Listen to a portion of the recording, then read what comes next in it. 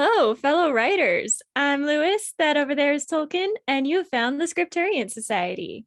Hello, listeners and writing friends. Welcome back to the Scripturient Society. I'm going to be honest, I did not even for half a second prepare myself mentally to begin speaking into a microphone. I was just like, we're going now.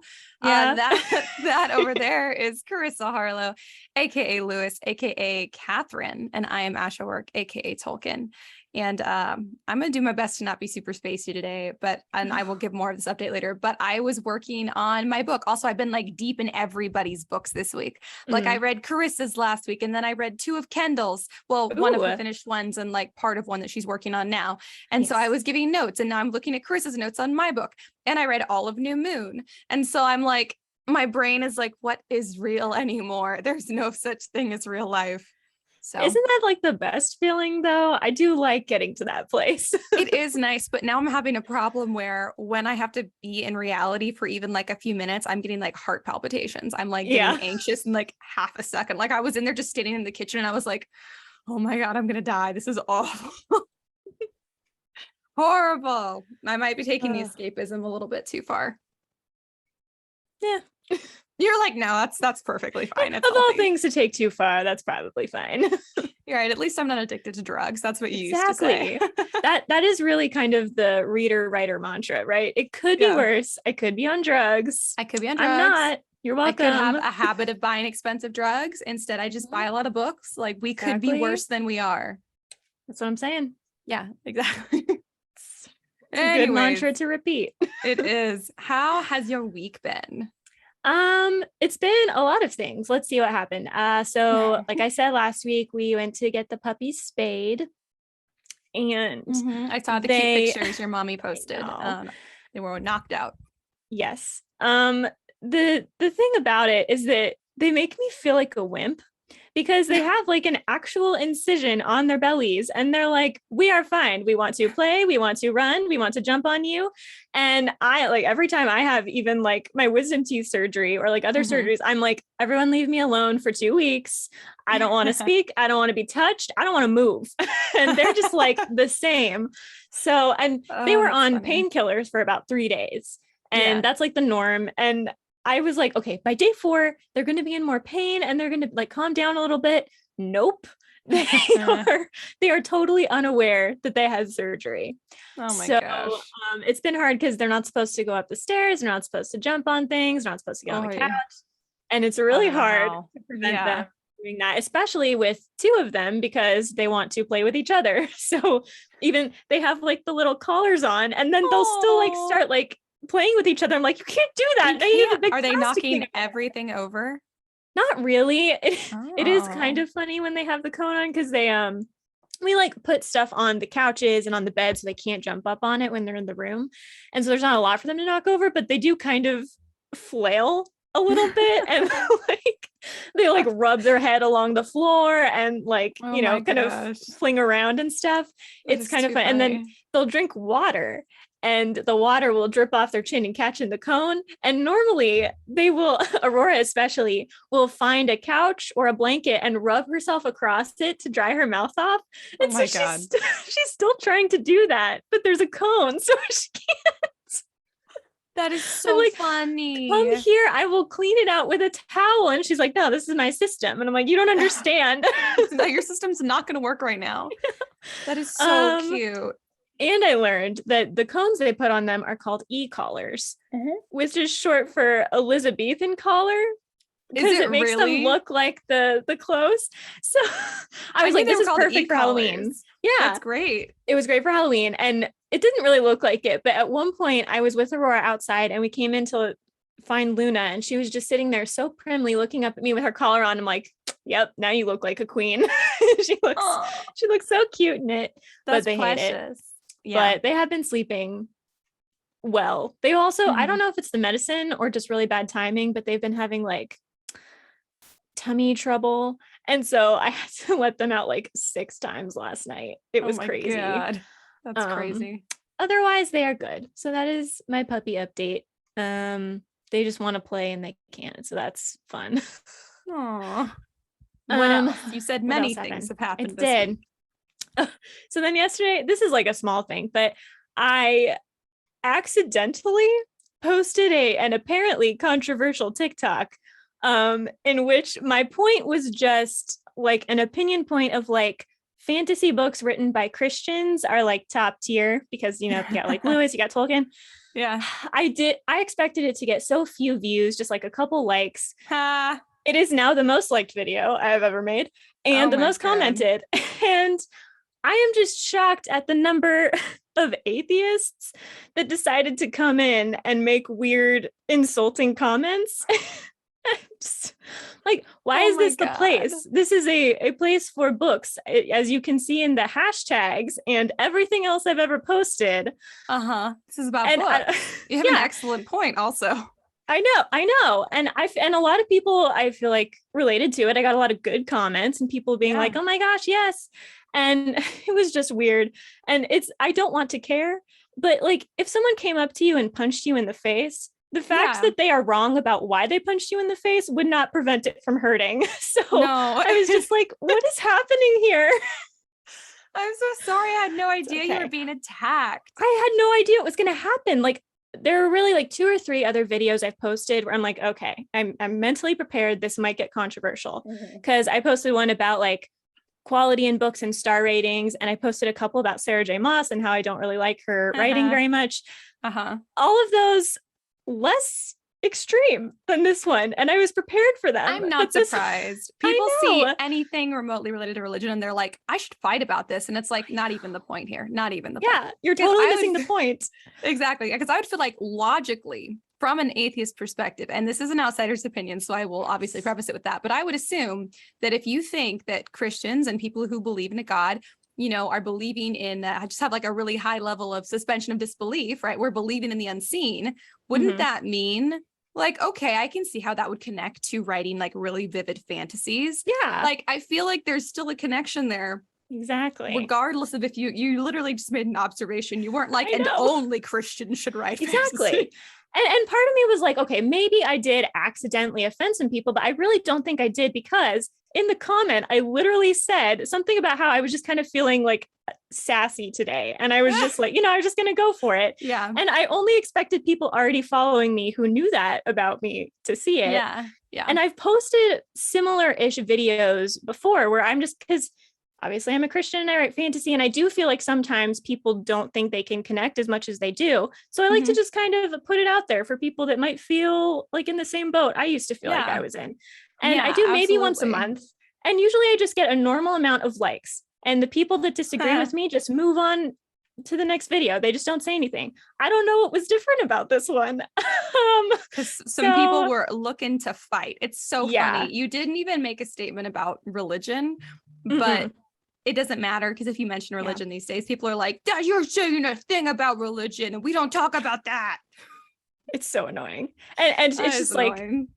Like, I could go on to that. I'm not going to, but it was just kind of a stressful in no way thing. Said that, I know. And by the way, if you're not Christian, you can't write really good fantasy. Exactly. Not what I said.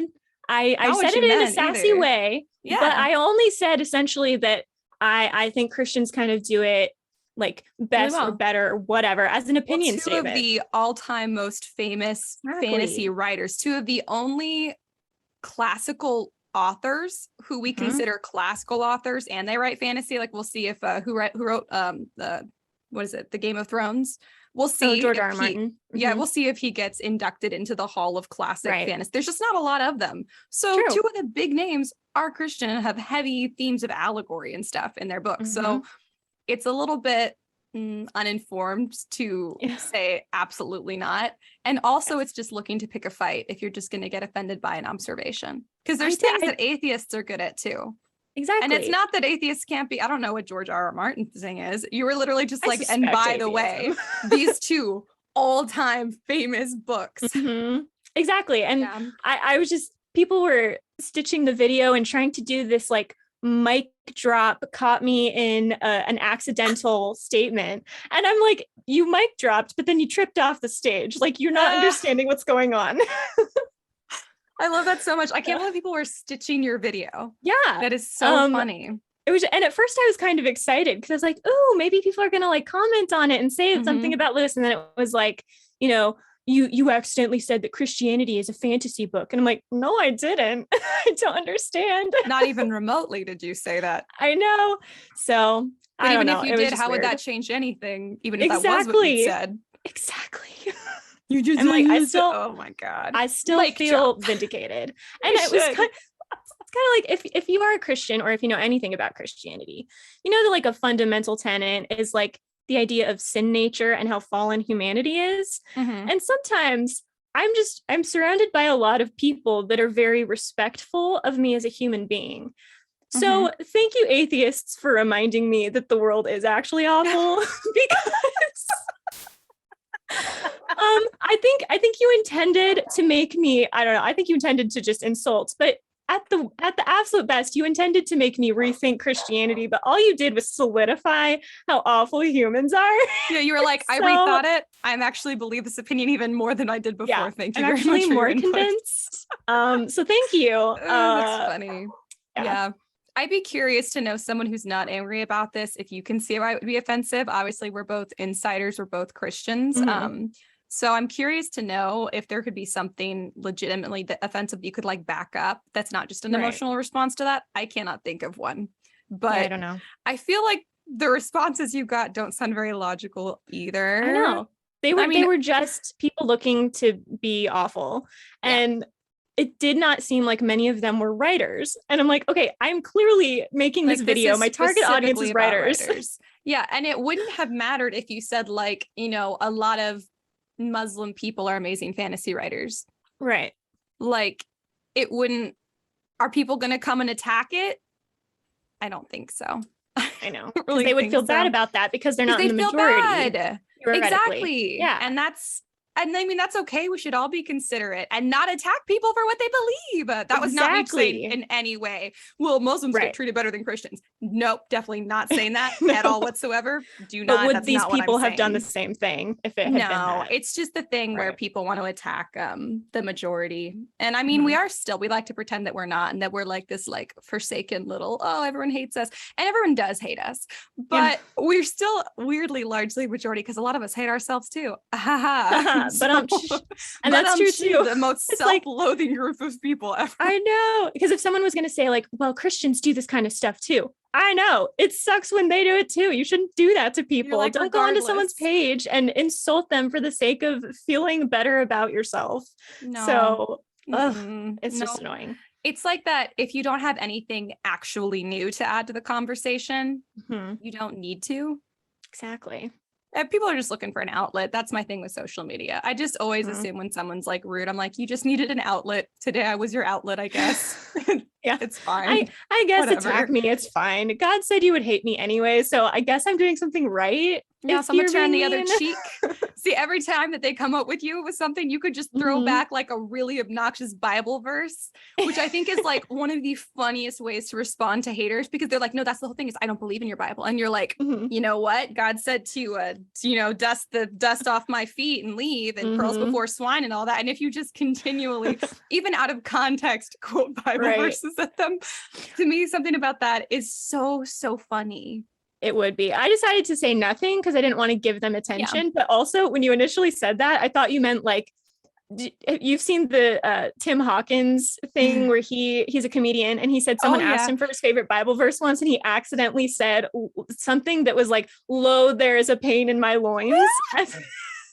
Like, just comment with like Bible verses that are totally unrelated to the topic. That would be so funny. I have to tell you. So when Javi and I first started dating, he's got his Instagram profiles private, but you can still see like, the bios and stuff.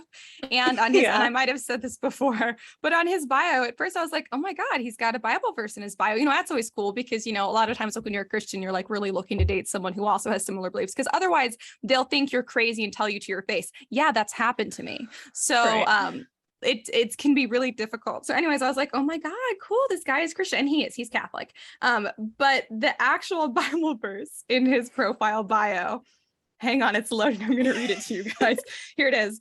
It's 2 Samuel 22:38 if you're interested. It is, quote, I pursued my enemies and crushed them. I did not turn back till they were destroyed. That's so hobby. I know. It is a good verse for him. It tells you basically everything you need to know. Yeah, like that right there is his outlook on life. Um, Oh my gosh. Is it like taken in context there at all? Not really. No. Is it like any of the quoted verses that we all like learn a lesson from? No. John 3:16. This is not something they're studying in Sunday school. Nope, No. Oh my gosh. It's so funny. It's super funny. Out of Anyways, context, that's Bible entertaining. verses are great. They are. I can't believe I didn't know. I did the same thing with people commenting on actually I've responded to a lot of them because they were mostly nice, but I had on my personal quote unquote in personal TikTok where I had done the thing about I already talked about on the pod, I think a couple weeks ago, but I was talking about this Upwork job where they were offering like so little money. Mm-hmm. Not to call you out, one person who commented, all the comments were like, wow, yeah, that's not fair. Maybe offer this, maybe offer that. And like, I didn't agree with all of their, suggestions and stuff, but I was like, yeah, feedback is great. I love that people are talking about this and we all can commiserate a little bit. It's fun. It's harmless. And then someone was like, and it was the job that had been posted that I was talking about was a historical romance. And somebody commented, this is why historical romances are trash. And I was like, what? No. In what way? So because it's like one the person. only one I didn't like comment on or heart or reply to because I was like, I mean, you're welcome to be here. State your opinion. Yeah. I don't agree. And that wasn't the point of the video anyways. Right. But super funny. This is why historical romances are trash. It was very funny. What a leap. Interesting take on this video that was not about that. One of my favorite things. I don't typically read the comments to anything except for my own video, but Javi will go, he'll like watch a video and go, ooh, I can't wait to see what's going on in the comments. And he'll open the comments to read through for that like nonsense. I feel like it would stress me out on other people's videos because I'd feel bad for them. Like if I had known all this was going on with your video, I'd have been like, oh my God, poor Karissa. But when it happened on mine, I was like, all right, my man, say your piece. Yeah. It's kind of weird. Go ahead. Weird take. Not sure what it has to do with anything. A little pathetic, if I may say, but whatever. Yeah. It's like historical romances are trash. That felt personal, That felt like his ex had written him into historical romance or something. It felt personal. He's just searching the internet for historical romance references so he can bash it to like just process some trauma in his past. It's cathartic for him is what it is. Totally calling out this one guy. I'm sorry, my guy. Thanks for joining my video. You weren't even like really dissing my video. I don't even think. I just thought what you said was weird. But still thanks for showing up. Feel free to pop in on any of my other videos too. Oh my gosh. I'm curious how your mind works, my man. Yeah. And I'm really sorry about your ex-girlfriend. Right. I'm really sorry whatever made you this way happened. Oh yeah, exactly. Oof, I'm getting hot from laughing so hard. This is the problem with haters on social media. Y'all, when you learn to laugh at it, like whether it's like a religious thing or otherwise, and just so you guys know, no matter what your religion is, if you're religious and you ever openly state it in any way, someone's going to come for you. Yeah. And that doesn't mean we shouldn't talk about it. It just means to expect that someone's going to come for you. And that's okay. Right. But regardless, if you're ever on social media, you'll get hate. Like we got on TPBC, I think I've said this, one of the first ever comments we got on Instagram was, this podcast sucks.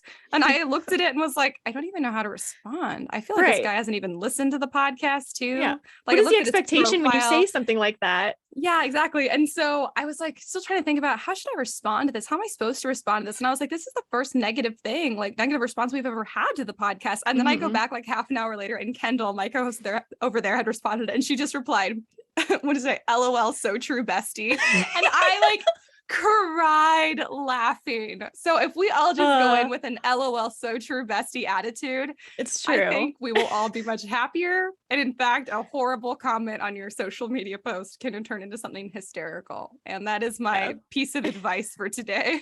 All thanks to Spoons doing that. That's Kendall. Yeah. Good job, Kendall. LOL. That's what you should be replying to the people in your comments. Just LOL. LOL. So true, LOL. OMG. Totes, my goats. There was someone who commented so my expectation was that people were going to be positive or just move on with their lives. So once I started seeing all the negative ones, I started over analyzing all of the comments I got. And one person said something like, the Bible has all of the original like enemies to lovers and fated mates and all these tropes that people like. And I was like, true. I don't know if you're criticizing me or if you are agreeing with me because it could go either way, but you're not wrong. So I then just commented like totally true. Yo, I'm rereading Genesis right now, and I was just reading through like the whole like Joseph thing. That's what I'm in the middle of. And I'm like, bro, this is some mad crazy shit in here. Like, what is going on? It's bananas. And there's like affairs and incest and worshiping of pagan gods and curses called down. Y'all, it is lit. Like, not to be facetious, but if y'all have never read the Old Testament, and this is even a quote from my husband, it is straight metal. Whether or not you actually believe in it is another matter entirely. It is still considered an amazing work of literature. And regardless, the Old Testament, straight metal. Oh my God. It so is. My favorite Old Testament book is Judges, and Judges is insane. My favorite is Ehud. I think he's the second judge. Literally, his whole story is he's left-handed. So they don't check his right side for weapons when he goes to see the king that has taken over Israel. He gets in there. The guards leave him alone. The man is so fat that Ehud takes out his sword, stabs him, and the sword like disappears in his folds of fat, giving him time to run away. I remember hearing this. There is some weird, crazy shit in there, you guys. If y'all have not read it, strongly, if you guys are actually interested from like a religious perspective, I recommend beginning in the New Testament. But if you guys just want some really crazy metal stories, Old Testament all the way, just skip past the genealogy chapters. It's okay, we all do. Aside from that one sermon a year when they're like, and this is why the genealogy in the Bible is important, and you're like, yes, like, moving on. Where is the bears that are called down by the bald man? Because there is, and actually that might I think it is Old Testament. But it's like closer to one of the prophets. It's Elijah or it's Elijah or Elisha. I forget. You guys, I'm just gonna real quick. This is amazing. This man was bald, okay? And some little teenagers were making fun of him for being bald. And he was like, God, I can't handle these little teens anymore. If you wouldn't mind sending some bears to chase them off, that would be fantastic. Specific. I love it so much. So good. It's so good. I won't lie to you. So when I first became a Christian, like as in my own choice and not like being raised in it, I started in Genesis because I am just the kind of person that can't skip around. I don't know. I just couldn't skip around. I started there. I think the fact that I read it in order has affected who I am as a person extraordinarily. I can see that. Hobby did the same thing. I can totally see that in both of you. I started in the New Testament. That's normal. And then I went to the Old Testament. This is my second time I'm trying to read the Bible all the way through again. And it's not as like, oh, kudos to her. She's read the whole Bible all the way through. It's because I forgot all of it. All of it. There's like so much. I went to Sunday school and they did the quizzes where they're like, who remembers what happened in this Bible story or this Bible verse? And we'll give you a piece of candy. I would fail. I would get an F. I would not pass Sunday school. That's fair. Yeah. So I would pass on obscure stories, but sometimes I forget. Like, I don't know all the 12 tribes of Israel. I was realizing that the other day. I'm like, I think I can name 5. Oh my God. I don't remember either. I know. Listen, New Testament, I am somewhat more your girl. Yeah. Anyways. Yeah. Anyway, this has been a really fun religion talk. Yeah. If you're not religious, thank you for sticking around. If you are, I hope you enjoyed, really both of you, I hope you enjoyed the story about bears and fat men. And bald men. It was good, man. It was good. And okay, you guys, there are some badass ladies. I'm just saying. There are some badass ladies. I love her. I know. And there was what is her name? Okay, so Tamar in this she's not amazing. Well, okay. She's self-sufficient. All right. Yeah. I think I know who you're talking about. Yeah, she did not make all of the most amazing choices, but even God didn't condemn her. He was like, you were wronged, my girl. I understand why you did what you did. Yeah. Which is nice because she'd been so like effed over by her husband's family and like his dad and the brothers. And yep. Some weird shit in there. Yeah. Good stuff. Anyways, thanks y'all for sticking around. That was Religion Corner, which will probably not happen again because I know a lot of y'all, even the religious ones, are probably not into that. But it's not really what you're here for, but also excellent stories. So if you're looking for some weird tropes, weird stories to retell, that's what it is. Not recommend it. It's literally an entire like super, super long book that's all crazy Old Testament like historical retellings, or it's like these really interesting not parodies. What's it called? Parables. Parodies. You could do a parody of a parable. That'd be very funny. And a bunch of parodies in the New Testament that are all like really meaningful with theme and stuff. And also, again, to point out, I don't know if I put this on the pod before. It's one of my frequent topics of conversation. A lot of the themes in the Bible are actually really common in some other religions as well. And so a lot of them are just like things that like humans think are important ways to treat other humans. So true. There are some good themes in there. You can just scroll to the back of the Bible and you can literally like look up, scroll how like new age am I. You can just flippity flip to the back of the Bible and there's like a whole page that's just like themes in the Bible, and it'll be like lust, envy, anger, friendship, marital love, friend love, blah blah blah blah blah, and you can like literally like find them, and then you go read like the chapter, and it's like, oh, interesting. Okay, now I'm done with religion corner. It's just kind of a cool book.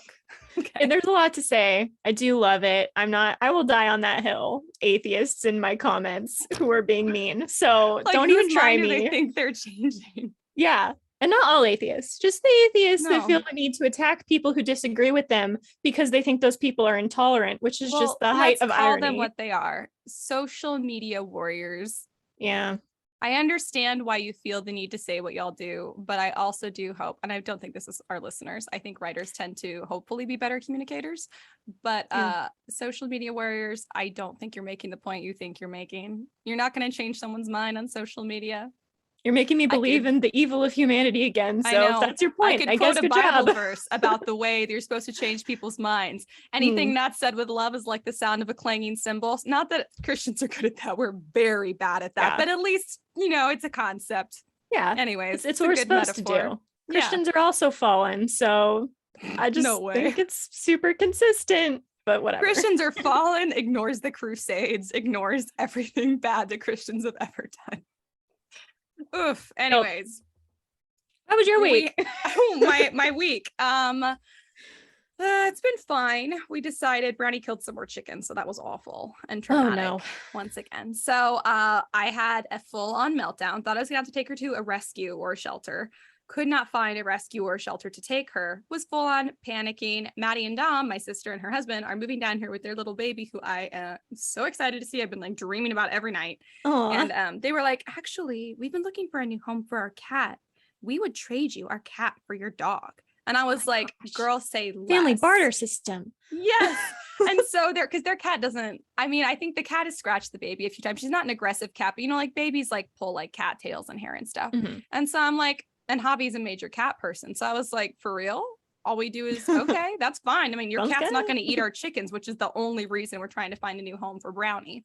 So when they get here in a few weeks, Brownie will go and live with them. And she's a perfect city dog, family dog, inside dog. So it'll be a way better fit for her. So I'm so relieved. And thank you to all of my friends who in Texas who helped me try and find a home for her. Because I had people like calling shelters and calling friends and trying to, because they were all like, Ash is literally having a meltdown. I cried on the phone in front of one of my friends. I don't even know the last time I've cried in front of a friend ever. Right. It was, she called me and I was like, why is she calling me? I'm going to cry. And I did cry. This. And she was like, you don't worry, we're going to find something. She's like my mom's age. And I was like, okay, if you say so. It was poor Ash. So pitiful. Yeah, but so everything worked out, and thank God Maddie and Dom are gonna take Bow, and which is great because Grayson will go in the back of the car. You'll just hear going bow bow bow bow because she loves Bow Bow, which is Brownie. So that's pretty cute. And now she's saying like certain words, but they all sound like questions. So like when she says shoes, she's like shoes, shoes, shoes, shoes, and it's always a question, and I don't know why, and it's so cute. And I'm so excited. But anyways, that's pretty much. Babies are the best. That's pretty much been it. I'll give more updates during writing corner, but for now, that's about it. Yeah. What about book recs? We have book recs? Yeah, I have a late Halloween book rec that I did the Catherine's Corner on. Anna Dressed in Blood is one of my favorite horror books. It's, I don't know, it's like surprisingly gory for YA, but not like a horror movie gory, if that makes any sense. I really love it. It's like horror. It has a little bit of a love story in it, but it's mostly about ghosts and that kind of stuff. So interesting. The main character is a ghost killer, I guess. He has this special knife that if ghosts stick around and are hurting people, he can like send the ghosts on their way with it. So it's very cool. I read the summary because I post those up. And so I was like, what is at first the name got me. I was like, what an amazing title. And then I was reading it and I was like, hang on, wait a minute. Why didn't I know about this book? Yeah, it looks amazing. It's so good. And it's a duology. So there's a second book, which is also like on par with book one, which is very rare. So top recommend. That is rare.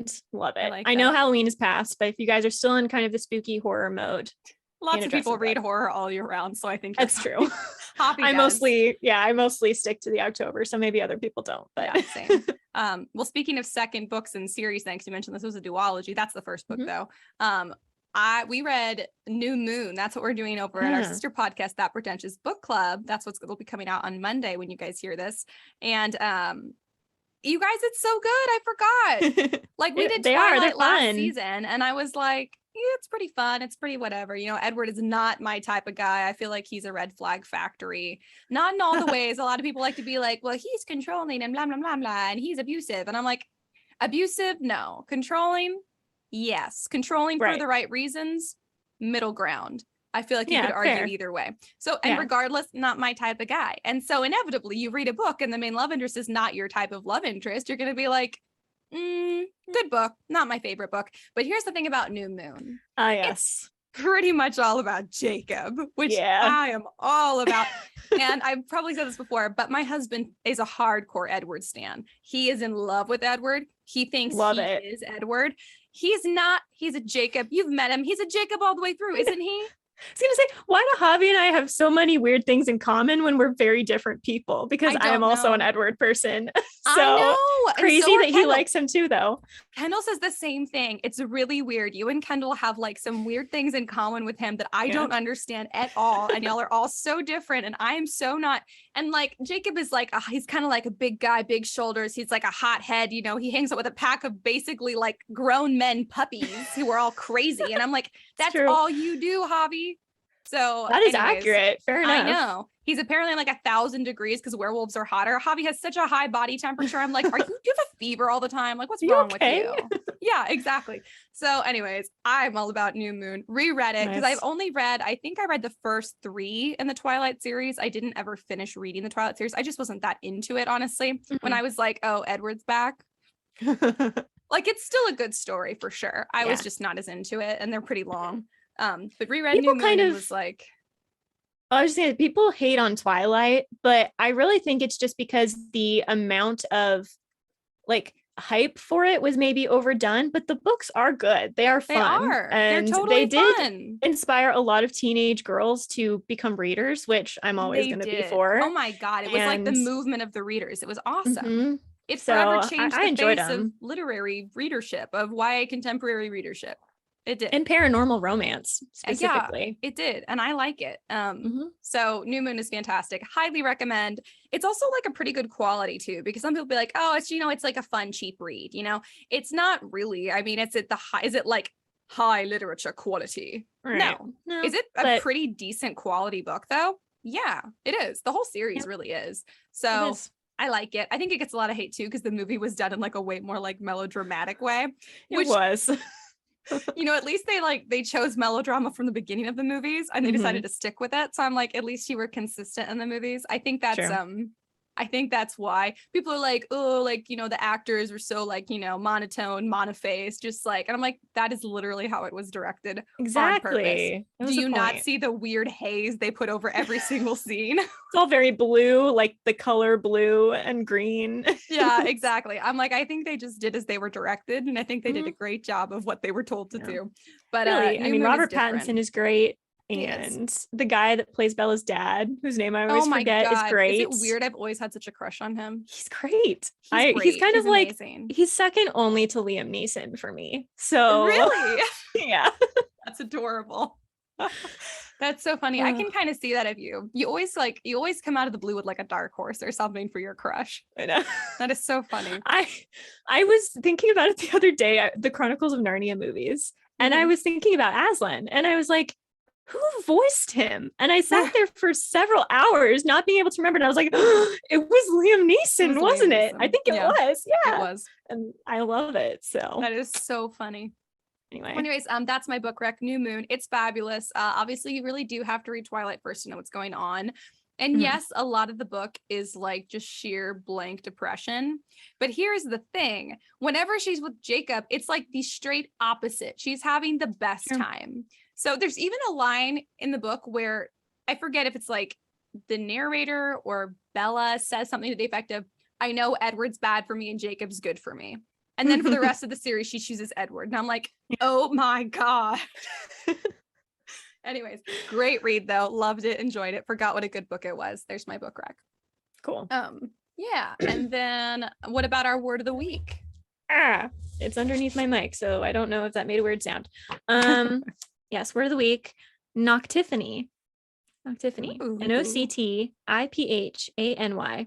And it is a rare word that means the manifestation of something that happens only at night, something that only appears or occurs at night. So I looked it up because I was like, how do I use that in a sentence? And the sentence is October is all about Noctiphany. So it's all about like the things that occur at night. Yeah, that's true. So it would make a really cool title.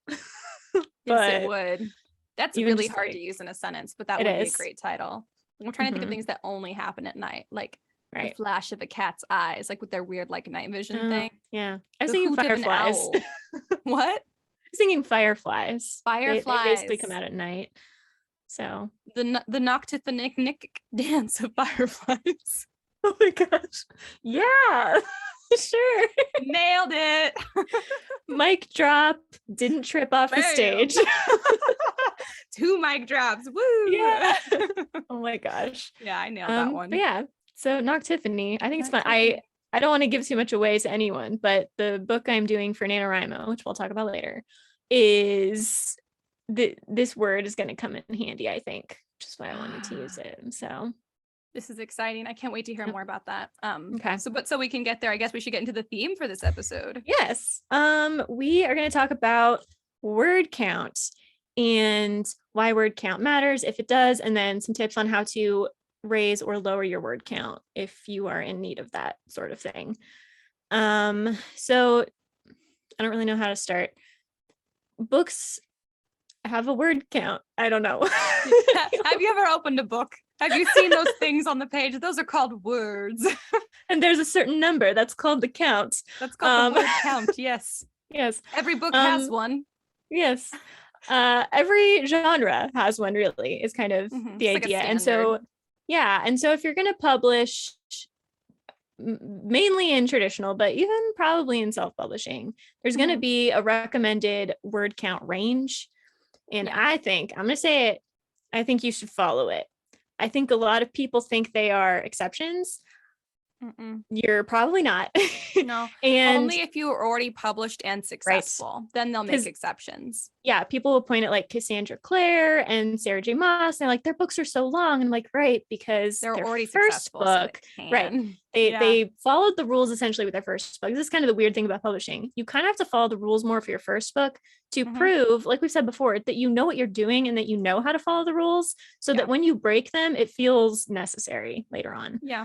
Very true. And so I really only know the word count for YA fantasy off the top of my head, which is supposed to be between 80 and 100,000 words. Oh, I thought it was 75,000 and 100. It might be, yeah, something kind of in I've that heard range. 75,000 as a pretty common range for most contemporary stuff. I think it's a little lower for adult fiction, but I think it's still somewhere around 75,000. I definitely wouldn't go lower than 50,000. 50,000 feels like the absolute minimum for an actual novel length book. And again, pretty much all of our advice is going to be for if you are hoping to publish or self-publish your book. If you're not, you're just doing this for fun, you're just going to put up on Wattpad, then it doesn't matter. Use however many words it takes you to tell your story. That's perfectly fine. But yeah, there are different ones per genre. I'm trying to think. And we're not talking nonfiction either, because that's very different. I don't know about that at all. But there's age range word length, and then there's genre word length, and then you have the combined factors, right? So adult books can be over 100,000 words, and not all the time, but they can be. YA is usually going to be like 75 to 100,000. Middle grade is going to be probably 60 to 80,000. And then anything below that, of course, like picture books have significantly fewer words and all of that. There's like 100 words sometimes. Yeah, I know. Wow. That's but then you also have genre. And so like contemporary I don't know what the length is, but it's going to be shorter. And then you go up, like contemporary, murder, mystery, thriller, those kinds of things. And you kind of bump up, you get to like the dystopia, sci-fi, fantasy, because there's so much more world building that has to go into They it, that tend to there be is a longer. higher word count. And that's not to say that like, that doesn't make it easier or harder, but the word count exists for a reason, because people, there's kind of like a body of literature, and most books fall into a certain range, because that's what authors have generally found is useful to communicate the story effectively, but not over or underdo it.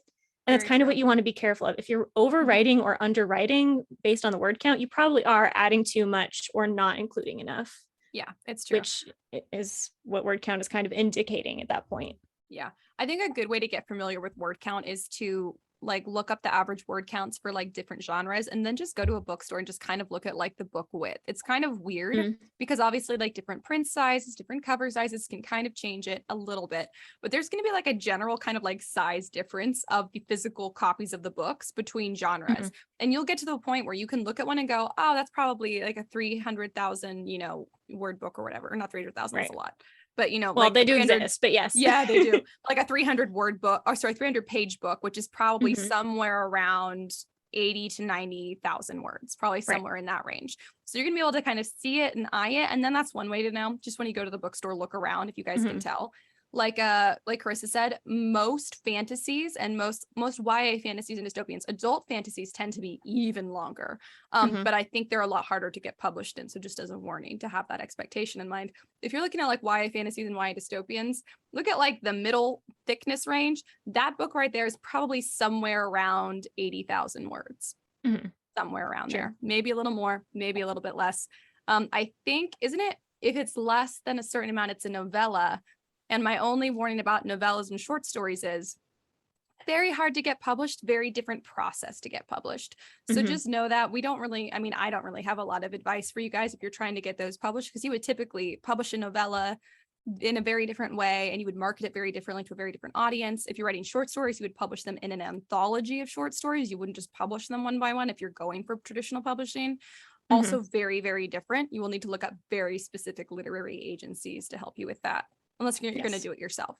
But the rules are very, very different. And there's different lengths of short stories too. So like if you like want to send a lot of stuff in for competitions, every competition has a different length. There's like micro short stories, normal short stories, like long form short stories, and they're all different. And then after that is novellas. And then after that, it's, probably middle children's fiction and middle grade fiction. And then we get into YA and adult. So agree. I just looked it up. So novellas are between 10 and 40,000 words, which makes sense. So anything over 40,000 basically is going to be a novel. And, there's weird transition space in there. But I would argue that the reason for that is because novellas generally don't have subplots. They are basically one plot, whereas novels have subplots. So it's true. Really, if you have a 45,000 word manuscript that doesn't have any subplots, it might still be a novella. I don't know if word count is the only thing we use to determine that. And if you have like a 40,000 word manuscript with subplots, that might be a novel. But at that point, I do think that you then need to cut and add to make it fit pretty thoroughly within that genre, because the problem is that readers become very used to the thickness of books or the word count of books or how long it's going to take them to get through a book. And if you're too short or too long for their expectations, it might stop them from picking it up. It can be a turnoff, which is, I think, probably a big reason why literary agents are a lot, like, they're pretty specific about word count for like first books. So just know if your book is hedging towards the, shorter or longer range of your genre, you might have a harder time getting representation and or being successful if you publish yourself, because of that exact fact that readers are looking for a specific like book size, page length. Like they're looking for something that they know and recognize. And if they don't already know and recognize your name, they're not going to trust you enough to know if you're wasting their time or not. Exactly. So it's easier to hit like dead on center if you can. If it's like your premiere like debut publishing book, it's just an easier sell. However, we get into this problem where a lot of people argue about word count and say word count doesn't matter, which is the idea of like the integrity of the craft. So that's difficult.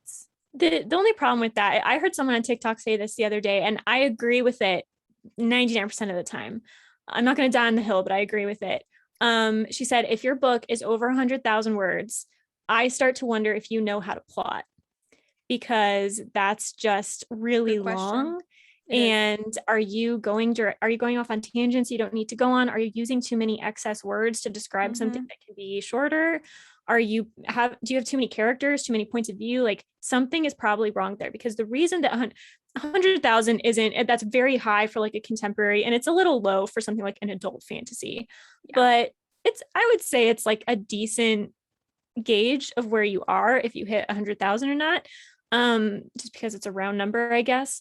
But that exists for a reason, because it takes a certain number of words generally to tell a story. If you find yourself going too over that, you probably have too much. So like, I tend to overwrite my first draft. Some people underwrite, some people overwrite. I don't know tend how to you would overwrite. underwrite. I'm sure people do. I would be curious to know what that process is like for y'all if you underwrite. I've never had that problem ever. It's not the problem I have. I overwrite. And I think the first draft of the book the first book in the series I queried for a while, I think it was like 150,000 words. And I got it down to about 95, because that's how much excess I had. And it's really hard, because when you look at that draft, you feel like everything is necessary. You don't want to cut scenes. You don't want to cut characters. You don't want to, you want to use 5 adjectives instead of 1. But true. I mean, everyone really, I do that too. But at some point you have to say what is best for the story, in the sense that, will readers be able to get through this? Because I think a lot of writers, me included, I had to get over this too, feel like, well, I'm an exception. If people just give it a chance, they'll find that I know what I'm doing. Yeah. The problem is that readers don't owe you that. They don't owe you giving you a chance. And so you need to look enough like what they are used to get them to pick it up at all. And then you can show what you can do. And then you can say, okay, well, I'm going to write a 300,000 page book here, because I know what I'm doing, and people will now give me that chance. Once you've earned their trust, you have to earn their trust, which is where I kind of feel like, in a bit of a different way, I feel like Sarah Moss kind of broke trust, because Throne of Glass came first, did it not? And the quality of that series was amazing. At the time, it was the first YA fantasy I had liked in a really long time, because it was so good. And then we got Court of Thorns and Roses, and the quality was so different. I felt kind of tricked. So that's kind of weird too. It's why you always want to pay like at least the same amount of attention to like your editing, in between book and book. But true with you don't want to betray your readers, and you also don't want to expect too much from them until you've earned it. So, I mean, that's why I read it too, was partially because you recommended, but partially because I was like, oh, it's Sarah J. Maas. I mean, it can't be that bad, because I liked the first book. So much more of a betrayal, by the way, because I had trusted her. Right. But that's, so you have to earn the trust first, which typically means following the rules first. Yeah. And with with the Sarah J. Maas thing, I'm not going to go on too much about it, but there is this kind of you don't want to incite any more haters. I just could go on about it for a long time, and I don't want to. But when you think about authors like that become really big, I'm reading oh gosh, what is his name? It's not Terry Brooks, is it? He's like an adult fantasy writer. I'm reading one of his books. It's like 800 pages, mass market. Although I think it's working out well for this book in particular. But you have Sarah J. Maas, you have Cassandra Clare, you have authors whose length of books tends to get bigger as they go on. Is it? And it's just strange to me how I think they just get away with it, because the publisher knows they'll sell regardless. And they don't necessarily cut the things that they should cut. Have I said this before about Cassandra Clare? I read Lady Midnight, which is the 3rd series in her Shadowhunters thing. I think like half of it was fluff. I think half of it could have gone. And I get it. There's, they're fun scenes, but they're not essential to the story. Half of it feels like it should have been like an extra thing. And I think that's not because she's a bad writer. I think it's because people stopped kind of using that constructive criticism on her for it to be made best. Yeah, exactly. And so it's important to remember that with like 100,000 is kind of this cap ish. Throughout a series, you can get longer, but there is a reason that kind of exists. Yeah, there's a reason. You're more likely to be able to justify everything you've included if you stick around the 100,000 word range. Yeah. And that's after your first book, because 100,000 words is that's a really hard sell. For your first book, I do not recommend attempting 100,000 word sell. It's just going to be harder. For the rest of your books, if you have to, this is kind of the thing where we always say, cut everything you don't absolutely 100% need. Okay. And if you do that, I think I would be very shocked if you still had a book that was significantly over 100,000 words. Right. So it probably is not going to be a problem if you're doing that. If not, like it sounds like Cassandra Clare with this book, because no one is, requiring that of her anymore. She has such a loyal readership, but it's not doing anything positive for her reputation as an author. And in fact, it's sort of that kind of breaking of trust where now, are you going to be as excited about the next book she comes out with? No, she now has, I think, 5, and I stopped at the 3rd because like a series and it's not that I want to read book 2 in this series. I have the book, but it's so long. It's like 900 pages. And I'm like, I don't trust that it's not going to be half fluff. And I have to be mentally prepared for that. I've had this book sitting on my shelf for several years. And it's not because she's a bad writer. I really liked The Mortal Instruments. I really liked The Infernal Devices. I bet I will like the other stuff. But it feels like such you have to slog a mountain to climb. Extra word count. And like not necessarily worth the climb the whole time. Very true. So, and I don't know, some of you may have read Lady Midnight and you're like, oh, I loved all of it. It was all so good. And like, that's a matter of opinion, I guess. But, and I'm not even saying that, because books in a series, if you're like on book 4, I understand why that book is really long, because you've built up a lot of subplots. You've built up a lot of characters at that point. I think, with my series, it's 9 books. I think book 9 would probably be pretty long, but book 1 in a new series should still follow the rules of like being around that maybe 90,000 word length that is kind of average for a YA fantasy. Again, it's kind of where my expertise is in this. So I don't know where it lands in other genres necessarily, but see, I'm looking at I was thinking of so the Selection by Kira Cass is 79,000 words.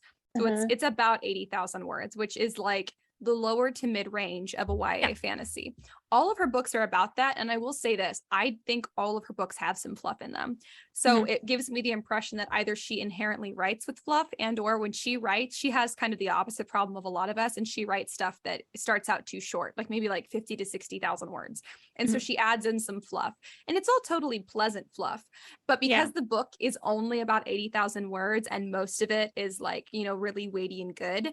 And then there's just a little bit of fluff. It doesn't feel like so much fluff. So I think that fluff, what are you doing, Brownie? She's like pawing at this piece of cardboard in my room I haven't thrown away. That's loud. You're being loud on purpose. You went over there and were chewing on your little horn toy, and it was so loud.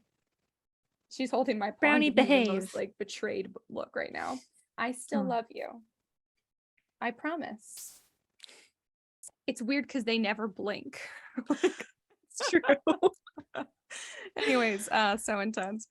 I forgot what I was saying. About the length of fluff. Yes, fluff. I don't want to be like really mean, but I feel like the longer your book is, the way less fluff you should have. And I think you were kind of already making that point. But like to the point where if you have a book that's over 100,000 word, hush, Brownie. I do not think you should have any fluff. Like I don't think you should if it's over 100,000 words. I'm sorry. I know some people like it, but like the amount of people who are going to be willing to read that book and enjoy the fluff and not be annoyed by the fluff, I feel like is much, much, much smaller than you would hope. And this is like a whole other episode we could do about what qualifies as fluff, but fluff is not like fun scenes. Sometimes fun scenes are necessary when they are progressing the plot, when they are progressing character development. By fluff, I just mean repeat. So like in Lady Midnight, there's like this really large cast of characters. And in order to establish like the humor within the group, there's like 20 scenes of them like sitting around talking about what they're doing and like being humorous about it. And each scene in and of itself is funny, but you only needed like 1 or 2. And so it's really when you are repeating the same character or plot progression, or if you're not including it at all, that it becomes fluff. Or I mean, if it's just something the story doesn't need, it's typically fluff. I mean, like a lot of, and I will say this, and Kendall's totally going to like hate on me for this because she loves these. Because here's the thing, there are certain types of fluff scenes that people like. Would she like it in a really, really long book? I think she would probably be kind of annoyed, to be honest, if it was like super long. I think she'd be like, wow, it took a long time to get there, even though I enjoyed the fluff. So that's why keep in mind, if you have a book that's under your ideal word count, add the fluff. If not, please cut the fluff. But like she loves a good getting ready for the ball scene. Oh, like female bonding scene. And now there are ways you can tie those into plot. One of the books in the Shadow and Bone series, I forget which one, has a kind of getting ready for the ball scene. Yeah. But the information that the girls are exchanging is relevant to the plot. So it has all the satisfaction of a fluff scene, but like with actual information that you need like to move the plot forward. And so for me, that's the ideal, because I don't really like fluff scenes. But in the selection, there are some fluff scenes that are just straight fluff scenes. And I mean, for the whole theme of what the selection is, which is essentially like a reality dating show turned fantasy. It makes a lot of sense. So I don't really have a beef with it. Plus, because the book's not that long. So I'm like, whatever. And I totally liked the selection. And Kendall really likes that. But that was so unnecessarily loud, Brownie. Can you hear her ears flippity flop, flippity flop, flippity flop? A little bit. It's not too bad. You're being noisy. Your Auntie Karissa can hear you. Oh, you blinked. Ah, she blinked for me. She did. She blinked for you, then licked her lips. She's not going to feed you. Shakes her head. Karissa shakes her head, looking disgusted. I don't have any food. Anyways, that's pretty much my feelings on fluff. I'm obviously a huge fan of conciseness. So although you probably were, it probably feels like a hypocrisy to hear me say that after you just edited my book. And no, it's first draft versus, or not first draft, but initial draft versus published draft. At some point, pre-edited draft. Yeah, it's hard to see the fluff in your own writing. That's the problem. Exactly. And a lot of solutions to this come in the form, kind of like you were saying with Shadow and Bone, combine scenes. If you can take that funny scene and just incorporate some plot elements into it, have them make a discovery, bring in a new character that's going to be important, something, then that scene kind of ceases to be just fluff. It's now part of the plot. And if your book is like 100,000 words, odds are that more of your scenes really need to be condensed into that kind of a scene. If you do have like a 50,000 word book and you're like, I need to make it a little longer, you could split them. I don't even know that I would recommend that though, because I still think it's best for the plot to have them, if there is fluff, where it's not really fluff, where there's still something going on. I agree. So, I think you can add in some fluff that's like if your book is shorter and you have that problem and you're like, I need it to be longer. I think not a bad way to establish fluff, not to establish fluff, but to establish like a better word length is to include some fluff that is there specifically to establish aesthetic. Because that's the fluff that hits right. The fluff that Kendall seems to like, that is, to me, I feel like that's definitely fluff, but she still enjoys it. And I can see how it is enjoyable. It's all about like establishing an aesthetic. So if you have a character and or characters and they're all drinking tea together by the fireside, wearing their cozy sweaters, and there's pumpkins all around, bam, aesthetic is clarified. So it's still contributing to the setting because you've established an aesthetic. You don't want any fluff, regardless of anything else that we've said, that does not contribute at all to setting, character, or plot. It needs to contribute to at least one of the three. Setting is the least important. So if you are under word count and you need to, bump it up a little more, maybe you put in some scenes that are primarily there to establish the setting, aka the aesthetic, because aesthetic is a little more than just setting. It's like setting plus tone, which is kind of nice. And the selection does that a lot. Yeah, Kira Cass does that a lot. So if you guys want a good example of like how to make a short book a little longer, I don't know if that's her process or not, but that is definitely how it reads to me when I read it. And I love Kira Cass. She's great. So highly recommend. She did the Siren, she did the selection. She's did a new book that's kind of like shaking her usual formula, because usually it's all about like the back, it's always has a girl in a ball gown, always there's a girl in a ball gown, and the back has like information about the girl on it, right? And that's always her formula no matter what the series. Then this one, there's a girl and a guy, and it's got information about both of them, so she's like shaking up her formula. Nice. So I'm curious to see how this goes.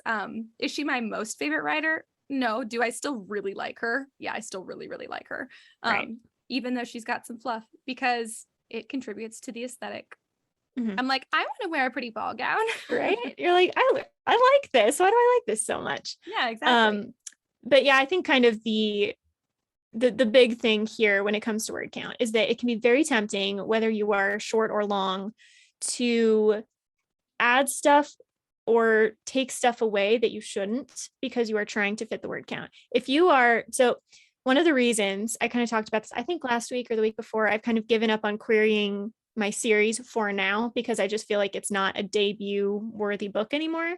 One of the reasons is because I do feel like all of the books need to be a little bit on the longer side. And I do feel like I need to establish that trust with readers, with an agent, with a publisher, everything first. And I did get to this point in book 1 where I just didn't feel like I could cut anything, right? Everything felt really important. It was either foreshadowing for the rest of the series or important to the characters or something. And I didn't feel like I could cut. And if you get to that point where you really cannot cut, it's at 98,000 words. If you really can't cut, then okay. But because you don't want to eliminate scenes that are important to the understanding or that will take away from the setting. But if you can cut something, you should. You also should not add things that are not necessary, like we were saying about the fluff, just because you're trying to get the word count up. If you find that your book is too short, it might be because you need to add a subplot or you need to add a new character or something actually of substance. Before you add, way before you add fluff, you should be looking at, do I need to add more subplot? Do I need to add more character background? Do I need to add more story background? Like, look at everything else that may be a little weak that you could strengthen in your story before you go to fluff. And if everything else is perfect and you still need to up your word count, you can add some fluff in. Or you can hold off, which I was going to say, it was kind of the compromise between what we're saying for the most part and then the word count doesn't matter thing. Here's a bit of a compromise, which is, if you feel that your story is complete and it would ruin the story to add or take away anything at this point, you are the artist. That is your choice to say that and decide that. But maybe then you put that away and you stock it back and you work on something else. If your goal is to get traditionally published, if you want to get self-published, you can self-publish right away. You still run that same risk of, first of all, self-publishing is very hard, very, very hard to develop a readership when you're self-published. And then if you do, well, it's really hard to do that with a book that's not going to be like the expected length. So it's still really hard. So I still recommend stocking it back, work on another book that is about the average length of the genre that you're trying to write in. Highly recommend you guys do that. And that's kind of the compromise. Like, okay, because I have one book it's a little shorter, but it's still in the range. It's still in the acceptable range for the genre that it is. And it's not my usual genre at all. So because it's not my usual genre. So I feel like it would be hard for me to bounce off that one to like get, you know, a platform for my other books. That reason. And then B, because it's very much on the shorter side. But I've gone over it and over it, and I don't know how I could add anything to it. Anything I add to it would mess it up, because it's the whole theme is supported by the simplicity of the plot. It would be so difficult to add anything. So I've just decided I'm gonna stock it back. My mom asks me about it all the time. She loves it. She literally got a tattoo for it. That's how much she likes it, which is very funny and very sweet. But I know that will not be the first thing I publish. It will not, knock on wood. It should not be ever. Lord, don't tempt me, because it would not, I just don't think it would be a good decision for the rest of my career. So, but stop. I'm not going to throw it out. You know, I've done what I can. I'm going to stock it back, and I'm going to work on other stuff that I can get to a reasonable word count length for the genre and start with that. Word count is a good way to gauge, is your book done? And it's also a good way to gauge, is this the book I should come out first with? Because you to gauge if the book is done, if you are within the range, doesn't mean that you don't still need to cut or add, because you might, the ranges are usually like 20,000 words. It's a lot of space. But it can be a good indicator of whether or not it's really ready or not. And if you still find yourself above or below or within, that's a good indicator of whether or not that book is queryable. I don't think that's a word, but you know what I mean? If that's a traditionally published debut worthy book. And so it's, I know people want to say word count doesn't matter, because I want to say word count doesn't matter. From a purely artistic sense, yes, word count doesn't matter to the quality of your art. In a practical sense, it matters very much. Exactly. Because I really like long books when they are like necessarily long books.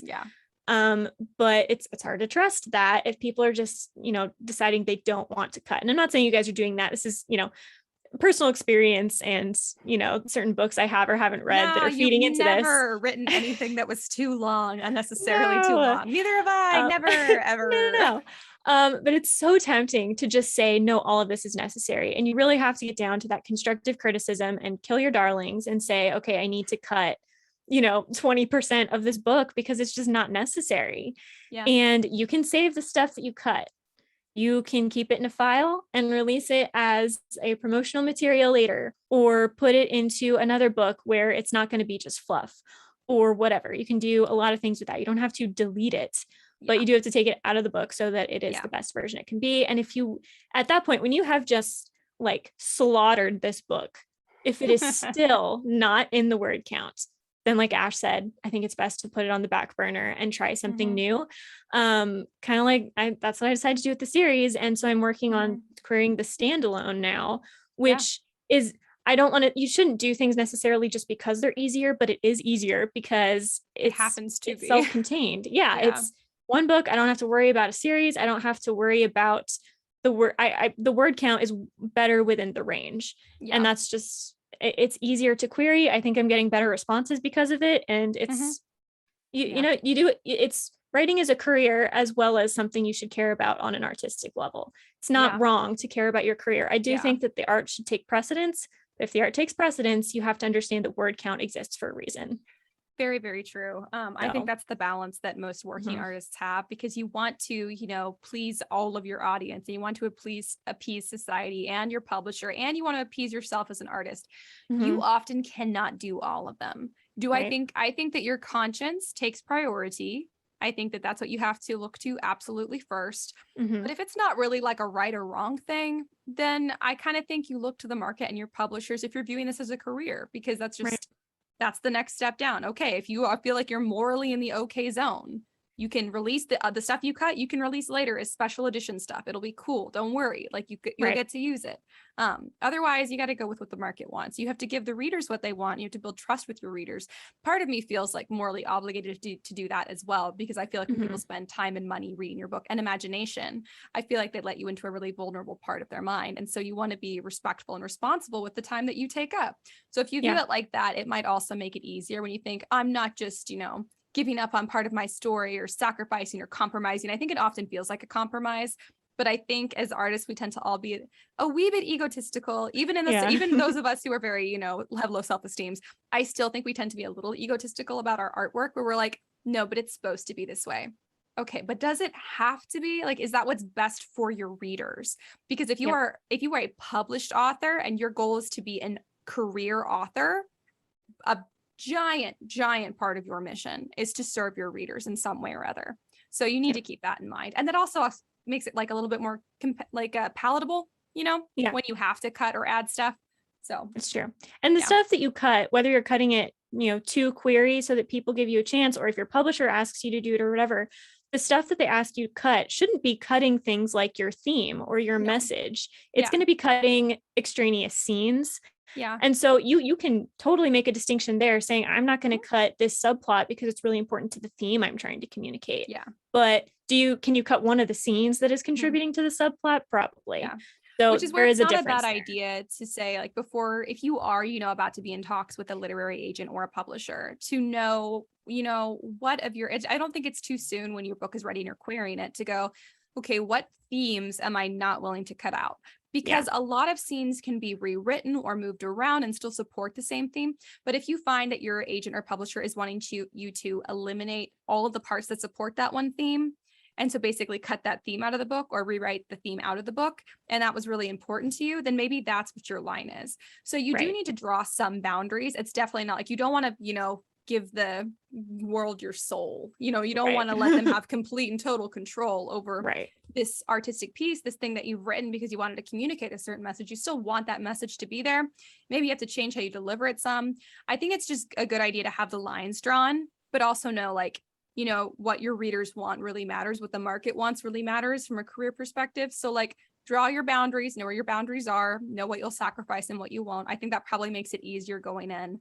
I feel like the pressure, if you haven't done that before and your publisher wants you to remove something that was important to you, I feel like that's probably worse if you hadn't already kind of like gotten in the headspace like to expect. And I think probably across the board, it's a really good idea if you're querying to just go ahead and expect there's going to be something in here that my agent or my publisher wants me to change or delete or alter. And if it's XYZ, I can do it. If it's XYZ, I cannot. And so just know that going in, and it's okay. Like, you got to stand by what you believe. So if something violates your beliefs, don't do it. You'll find another literary agent. I truly do believe that, or you'll find something better. But But I also think this is kind of jumping back to a bit of our other point. If you're like, my book is great, there's nothing I can cut, I believe you, hun, because I have felt the same way. But maybe what you need to do is take a page from Catherine's book over there. She's very good at this, where you give it space to breathe and you put it down. And you can either just go ahead and put it down and give it a few months while you work on something else, or just enjoy reading or vegging out for a little while you give your brain a break. Or you can do what I do, where you query it, get all rejections, wait a whole year and a half, rewrite the whole thing, and then query it again. They both work. They do both work. One of them is a lot more work for no reason, to be honest. Not that would be your experience exactly, but I do think it's a pretty common one. Giving your book at least a little bit of space and having someone else look at it is a great way to figure out what you need to cut. Because I gave this book about a year and a half of space because I had queried it when I thought it was completely ready, and it was decent. It would have been like decent if it was published, but it wouldn't have been everything that it could be, which I feel like it's a lot closer to being now. And but when I went back, like, I cut 25,000 words out of this. I cut 25,000 words. Now, did it still end up being about the same word count as it started when I finished? Because word count wasn't necessarily the problem. Fluff was the problem. And there's a big difference. And so, can I help you? Brownie is over here grunting at me and wagging her. What do you want? I can't read your mind. Okay, until you learn to speak English, I guess this is it. He's so cute. Anyways, yes, and then also, so giving it space and having somebody else look at it, because there's other stuff too that you'll be like, no, that is necessary, and maybe it's necessary to you and your brain in the way that you think for you to comprehend something. But then, like, when somebody shows you like a new way to think about it, you're like, oh, that does work. And it's not that you didn't do your best and that it wasn't necessary to you and your way of thinking. But sometimes when somebody shows you a new way of thinking or a new way of communicating the same concept, you're like, oh my God, that is like a more concise way to do it, which is what I'm paying a lot on what Carissa's notes that she's given me on my book. I'm like, oh my God, you're right. That's way more concise. And I love being concise because I think it's really important to, like, you know, keeping the stakes high and keeping people interested. So I totally lisped on the word stakes because I bit my tongue. This keeps the stakes high. I'm going to say it like that forever now. But so have people look at your book. It's a good idea. And if your book is too long, say, what can I cut? Or say, what is not absolutely necessary? Or what were you trying to read through faster? Or was there any part that you skipped through? These are all great questions to ask. And if you're having someone read your book just for feedback who's a reader but not a writer or an editor, that can be those are particularly good questions to ask. Stuff like, what did you just try and skip through? There's where you can cut. If your book is under word count, exactly. Where did you lose interest? What lost your interest? If you are under word count, it's too short. Say, what do you want more of? What did you want to see more of in the characters or whatever, or the plot, or, you know, and then you have a good idea, which is what I did to several people for my book that I'm not ready to publish yet. And they were like, no, I felt like the ratio was good. There was nothing else I wanted to see more or less of. Dang it. Yeah. And so it's just going to sit there forever. And part of me is like, is that my great masterpiece? But I haven't read it in years. So I could go back and read it and be like, this is garbage. But at least the ratio, I think, of like plot to fluff, I think is kind of nailed, but it's shorter. And so that's one where I couldn't find a good compromise.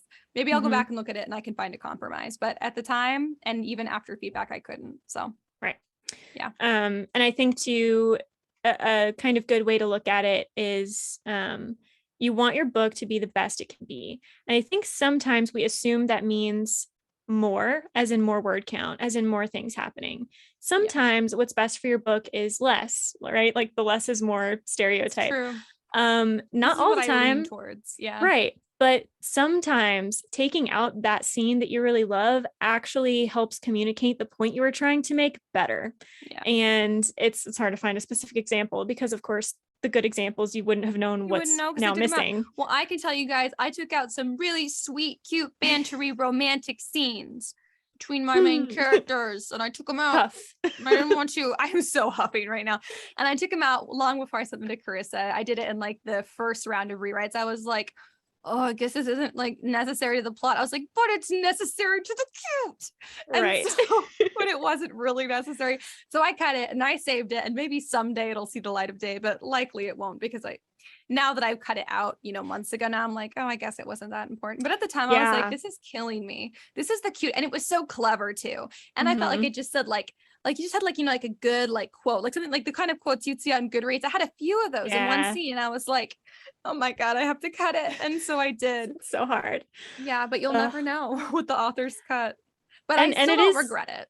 right. And it is true that once you cut it and you give yourself some time, you will kind of detach from it and you will get over it. If you find that you don't, maybe you do find a way to add it back in just in a different context. But if you find that you can let it go, then it probably wasn't necessary and you can let that process take over. Oh, here's a good life rule I'll give you guys. This is the one I tell my mom all the time.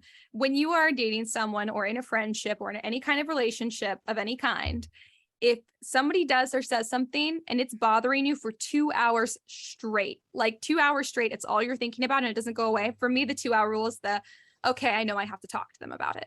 Like if I'm still bothered after 2 hours, I'm like, this is not something that's going to go away. Maybe that's different for every person. But I mean, for me, it's the 2 hours. I think it might be for my mom as well. But she'll be like, oh, so-and-so said this. And I'm still thinking about it. And I'm like, well, how long ago did they say it? And she's like, yesterday. And I'm like, all right, well, you super passed the 2-hour rule. I think you're just going to have to talk about them. I talk about it because it's not going to go away if you don't do something about it. I think you could apply a similar, if different time frame rule of when you cut it. If you cut it and like a month later, you're like, meh, or whatever the time frame is, because it could be different for everybody. But if you cut it, wait a little while and you're like, it wasn't as important as I thought it was, you're good to go. If you're like, no, it's still really, really bothering me, do something about it, put it back in or reframe it or put it into a different scene, like figure out what you like about it and incorporate those elements back in. If it's still bothering you, whatever that period of time is later, you can still include it. Maybe just don't include it the same way unless you can't figure out any other way. And ask your writer friends for help. And if you don't have writer friends, make writer friends and or hire an editor and or reach out to us. Because I just realized I told you guys to make writer friends, which if anyone had ever told me, I'd be like, abso-freaking-lutely not. I won't make any friends. How dare you? Making friends is never the solution. I just want to be alone. The solution for anything. We do everything by ourselves. But if you guys have something like that or anything else about writing, you guys can always reach out to us. We love to chat about it. Obviously, we do all the time. And like during the week too, like I just sent back Karissa in the middle of the night, sends me texts about stuff she's working on. And then I wake up at a reasonable hour, like a reasonable person. And I text her back and I'm like, here's some options. So, yeah. And so it's also true that we're talking about like cutting big things. Word count, you can kind of loophole it and cut small things consistently. It's weird. Yeah. So my dad said to me once that most people overuse the word that like 90% of the time you can cut that out of your sentence. So I legitimately do a search. I do a search through my manuscript every time and I look for that. And I try to cut like 90% of them. And you will probably find that cuts a couple hundred words. And I can see depending that on how you write, done that in my book. And I'm like only like 30 pages of I've looked at all your comments, but I'm only like 30 pages through your like track changes stuff. And I'm like, wow, all the that's are gone. I know. And like sometimes they're necessary, right? Sometimes they add clarity. And so you would need to judge the difference between it being an extraneous word and it being a necessary word. But if it's extraneous, also justs and onlys, those are varies. Almost always extraneous too. Varies, just onlys. If you were Mark Twain, you would say damn, because he used to say put damn whenever you don't know what word to use, put damn and your editor will fix it for you. Not as true these days, but it was then. Right. A lot of adverbs can be cut. A lot of if you have like a list of 3 adjectives or nouns in the same sentence, cut 1 or 2. You find small ways to cut, if you have like a 300-page manuscript on your computer, if you cut 10 words per page, that's like 3,000 words, right? Did I do that math right? Crazy. Yeah. 300 pages, I was 10 an words English per. major and you add a 0. I think it's Okay. 3,000. I'm 80% sure. That's 3,000 words gone. And if you do 20, that's 6,000 words gone. Well, I was shocked. The only reason I know that I cut 25,000 words is because, and here's another hot tip we should have said before, you guys, whenever you're cutting something, put whatever you cut into a new document in case you do need to go back and either pull info from it, or you do want to put something back in, or just because you might want to use that in another book or as like special material released later, like whatever, but never just cut it and delete it completely, put it in a new document. And so then also what you can see, like by the end of me going through my book and just cutting stuff, and I didn't think I made any massive cuts, but still by the end of the book, I had cut 25,000 words. There was only like maybe a chapter or 2 that I had cut fully out. Everything else that was from tiny cuts here and there that I made. Yeah. So yeah, it can, tiny cuts throughout are probably going to help more than trying to cut whole scenes, because you are going to feel more attached to those whole scenes. You're probably not as attached to like one very specific adverb that can come out. And so just take those small hits throughout.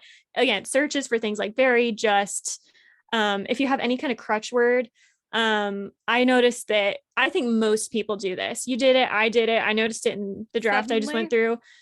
No, smiled. People smile a lot, because when you have a scene with like a romantic couple or like some kind of banter going on, you often want to communicate that they're happy. And so you usually do that through smiling.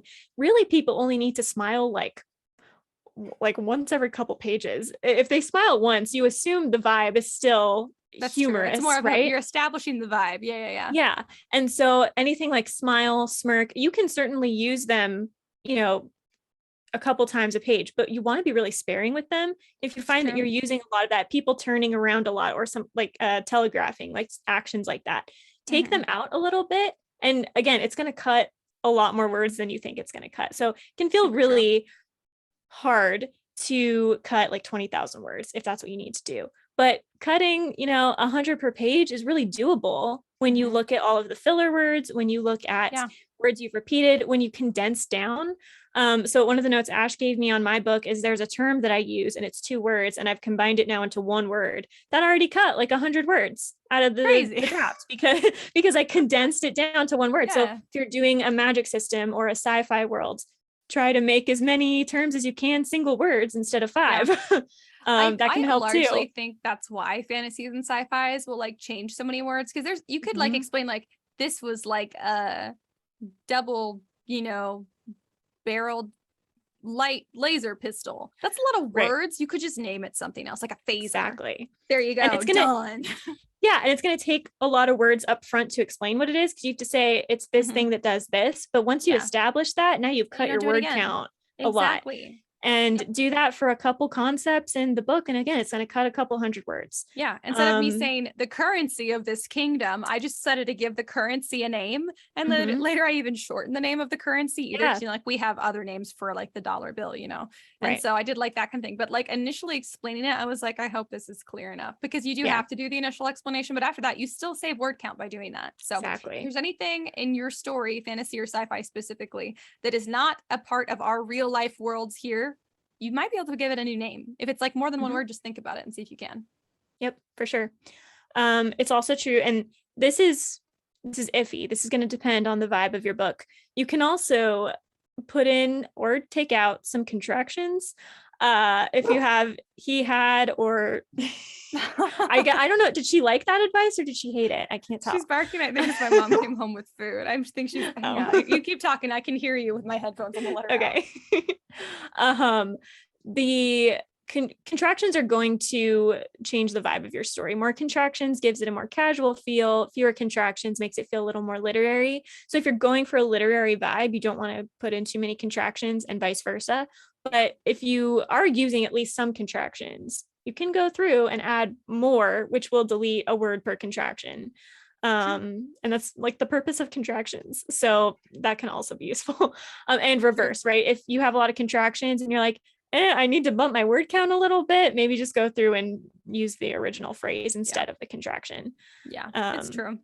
But always use it when it makes sense for your characters. Never just like a default. Same with that. If your book is undercount, and I used to see this a lot with some newer writers, the newer writers who would be undercount as opposed to overcount, oftentimes it was because their speech would read like in a script. And I'd be like, add some speech tags. That will bump up your word count hugely. I feel like that's whenever I get accidentally like way over word count, I feel like it's because I've used too many speech tags. So I go in and I take them out wherever I'm like, could out of context, I know who was talking. Yes. Okay. Then I'm going to cut out all the speech tags. So if you guys, if you're too long, maybe go back and see if you can cut out speech tags.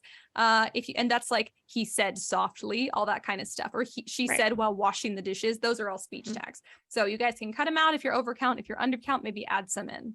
It's a good way to do it.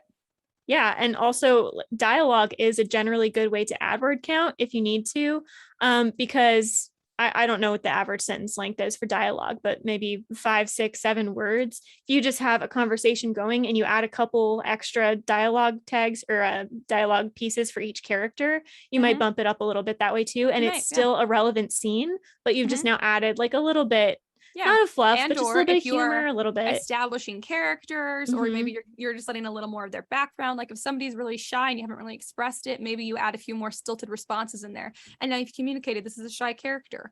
Or if this is a character who has like some trauma in his background that makes him, I don't know, like really hot tempered and more willing to fight. Maybe he's got like a couple extra sentences that are like really unnecessarily aggressive. And then you've established, you have added more sentences, but you have justified them by saying, okay, I'm including these to point out the fact that he has this trauma. And so you've given them a purpose. And if you do it 3-4 times in that scene, that's going to add word count. It also establishes it as this is what the character is like, not just this one instant or the subject they're talking about right now. Consistency is important. If you're going to, that's hard too when you're changing stuff, regardless of whether it's per word count or anything else. Consistency is one of the most difficult things to maintain when you're editing. So nice to have somebody else look at it and be like, this doesn't sound like what that character would say. Exactly. True.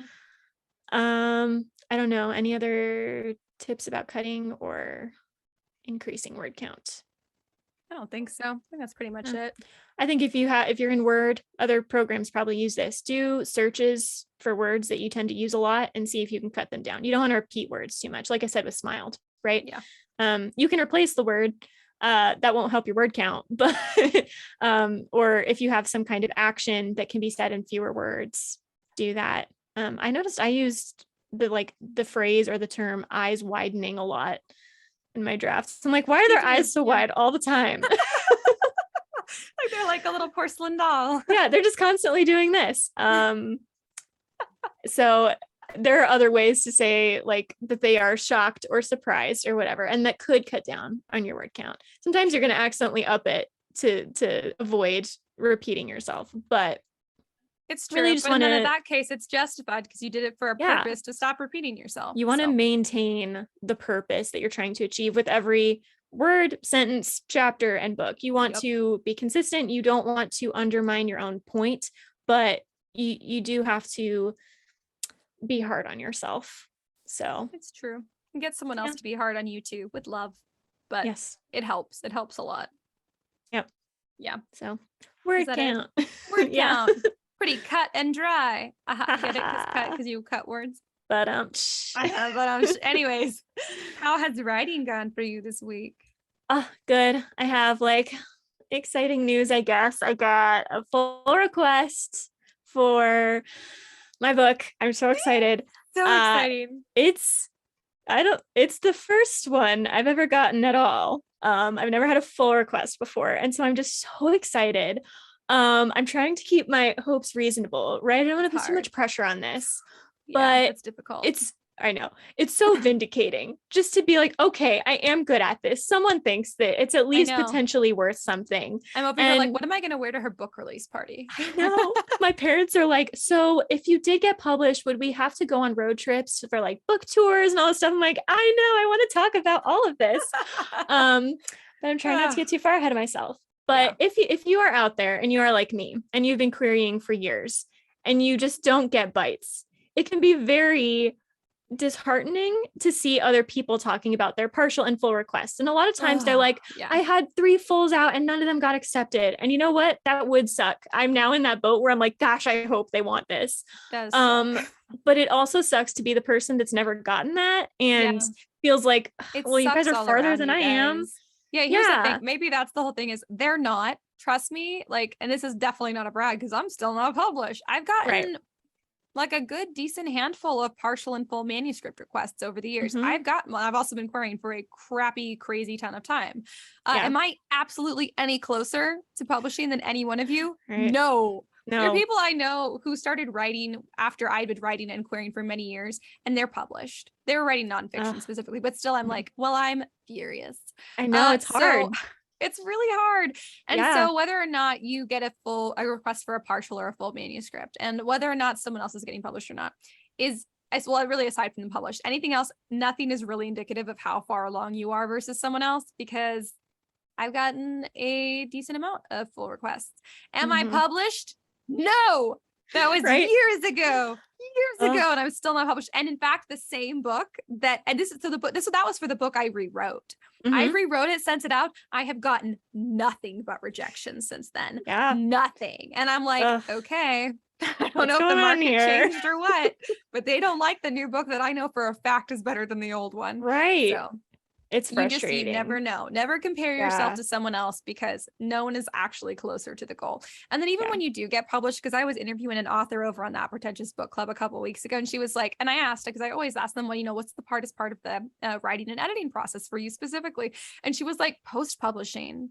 Like there are so many levels of published. You feel like when you get published that you've made it. Like you feel like you've made it as an author. Mhm. She's like, you have no idea. Like there's still so many levels and you're still just trying to get readers and you have to market yourself and you have to push yourself and you're in competition and you're seeing all these other authors who are selling like thousands and thousands and thousands of copies and you're over here like selling like hundreds maybe.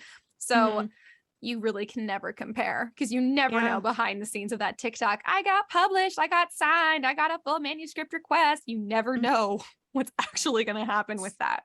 Yeah. And it's so hard. It feels when you're at that stage of querying and you never get anything, it always feels like you're an amateur. Like I clearly don't know what I'm doing here.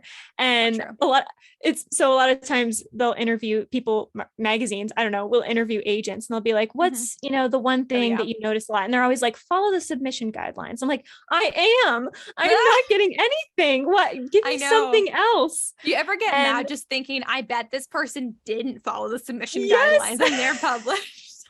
Like I get mad about that.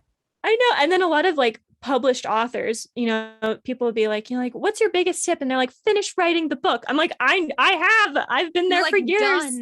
Done. Thank you. I'm doing everything I'm supposed to and I'm getting nothing. And that's the game. And it sucks. And it's not your fault. It's because it's like all fields of art. It is 100% subjective to both the literary agent, the publisher, and the market. And those are three very different perspectives, and they're all subjective at different times in different ways. So you just kind of have to like have a really good product and hit the mark for all of them at the same time. So it's hard. It's so hard. Yeah. You just have to keep going. Just don't give up because the market changes and their opinions, what literary agents and publishers want, also change. So you just got to keep going and hope that eventually you'll hit the mark. It's so true. So if you guys are also having an emotionally rough time, you are not in as lonely company as you think. I think a lot of people trying are they do not appear to be making headway in their own head. And even the people who it looks like they've succeeded, I think are still like, this just looks like success. I'm basically exactly where I started. So just know that too. Yeah, but on that note, I'm really excited that I got a full request, and it was interesting because I know she didn't really ask validating. It's nice. I know she didn't ask for a partial. It was just the full, and I was like, I don't know if this is the way you're like, or if that's a good sign, or what. And if you're curious, if you've never been asked for anything before, it is very easy to submit. Because my fear was always like, oh my gosh, what if I can't figure out how to submit it when they want the partial and the full? It's very clear. They make it very clear. And interestingly enough, I don't want to get too ahead of myself here. This is the first agent I queried this book at all, which is interesting and would be just like a fun story if she ended up being my agent. When I asked you and you said, I was like, oh my God, I know this agency. Yes. I just got a rejection from this agency. Right. It's a good agency, knock on wood, not from personal experience, but from years and years of research. It seems like a good agency. So that also says something too. That's nice. Yeah. And I feel like we would be a good fit. Like, I don't know, as you see their picture and you're just like, I feel like we'd get along. I like your vibes. I think we would. Or sometimes you read their bio and you're like, oh my God, you have a dog. I have a dog. Oh my God, we're the perfect match. It's so great. So anyway, I got this on Halloween. She requested it. And I hadn't really gone through the book since you had edited it. So I was like, okay, now I need to go through all of Ash's edits and make sure it's like the best it can be. So I did that. And I changed a couple things. Like I took probably 75% of your suggestions and I changed a couple of phrases. Like I talked about, like, you know what I'm talking about. And then I sent it in today and now I have to wait. And then I sent out more queries because I was like, okay, if something happens and like this falls through, which is still very possible, but if it does, I want to have feelers out there so I don't feel crushed as much as I But probably also, be. and on the other end of things, if you were to get like a positive response and or in the future they were to make an offer on you and your book, then you're Mhm. actually supposed to let everyone else you know who you've queried who Yes. haven't already rejected, you're supposed to let them know that you have an offer in Yes. progress. So So who knows what will happen, but Yeah. I'm excited. And I, of course, in the process, I read through the book again and I'm like, it's really good. I really love it. me rereading my own book today, I'm I like, know. God, I'm good. Yeah. Oh, it's so good. And then like your comments, like you had comments throughout where you were like, I love this part. And I'm like, I I know. know. I love those because then I came across yours too and you were like, excellent. And I was like, oh Mhm. my God, she sees it. I'm so glad Yes. she sees the vision. I feel seen. And so it was Exactly. just, it's so Nice. cool. So I read through that. And then, of course, this happened Halloween, right? So I did not start NaNoWriMo until very late last night, which is technically today, because I had to get the book done, right? I had to Yeah. get the book I actually have written done and it's like out there. Yeah. But I did manage to get like a couple pages written late last night for Nano. So I'm behind, but I think because this happened at like the end of October, I'm still planning to write through Nano.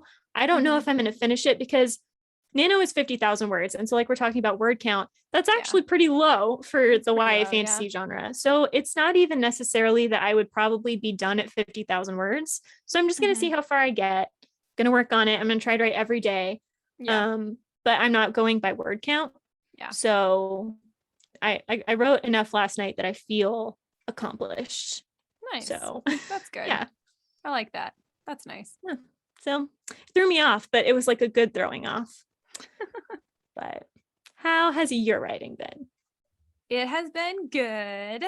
I have done a ton of reading because I read your book and I sent notes, and then I read 1.5 of Kendall's books and I sent her notes. And because I've had those on my list forever, which I felt like a horrible friend and writing companion because I was like, I need to read these and I want to, but I'm so distractible. I was afraid because I hadn't finished my rewrite yet. I was like, it's gonna throw me out of my rewrite, and so I had to finish that first, and then I got to y'all's, and now I have your notes, and so my goal is tomorrow. All of your comments in it, I already have taken into account and adjusted. So my goal is that by the end of the night tonight and tomorrow, I'm going to finish going through all the track changes. I'm probably accepting like 90% of the changes that you've made because I'm like, that's a very good point.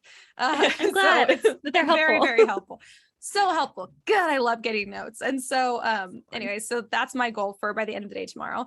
And then I'm going to say that I'm going to tentatively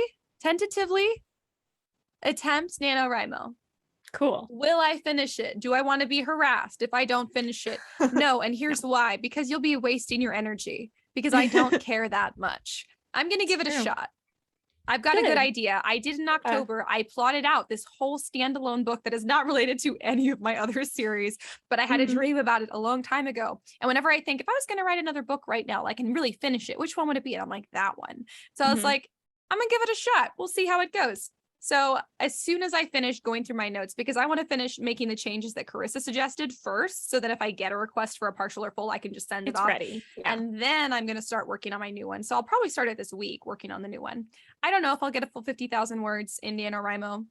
I don't honestly care that much, but I do care that I at least make an effort because it's been a while since I wrote something completely new and that I intend to finish. So I'm excited to see how that goes. So I'll keep you guys updated on my progress, but I like NaNoWriMo just for the fact that sometimes it gets me like working on something new. I rarely complete it, but it's still fun. So, and I do want to finish this. I just don't know if I'll finish it all this month. I'm not going to push myself and make myself miserable. I'm doing too many other things to do that. So fair. Yeah, but that's pretty much my writing update. Yay. Yeah. Cool. Well, anything else that we want to share with the listeners? No. All right, sweet.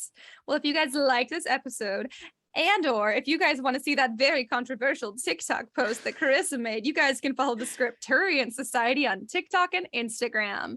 TikTok has got all kinds of funny videos and apparently a few controversial / not controversial at all ones. Exactly. And then on Instagram, there's fun writing tips. Or if you guys miss our episodes, or if you've missed some of our last episodes, you guys can scroll through, and Karissa does an amazing job of just kind of like condensing like tips and notes from the episodes. So it's nice to just scroll through if you guys are needing inspiration and don't want to listen to a whole episode.